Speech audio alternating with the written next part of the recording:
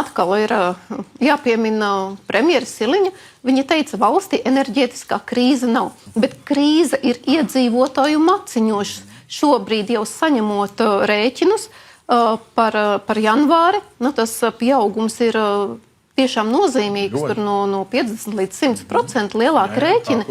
Un, protams, ka ir jānāk pretim iedzīvotājiem, lai, tā ir tiešām ziema, kāda nav piedzīvota. Bet vai Latvijas budžetam ir jāapkaro klimats, kurš uzrāda aizvien lielākus pārsteigumus? Latvijas budžets pirms 3 gadiem, piemēram, apkaroja trakulīgas naftas cenas ar, arī tādu piesubsidēšanu. Valsts budžets jau šajā gadījumā ir ieguvējis, jo cilvēks maksā lielākus rēķinus, līdz ar to arī pievienotās vērtības nodoklis ir lielāks. Uz to pelna Latvenergo, uz to pelna siltumražotāji, bet par to visu maksā cilvēks.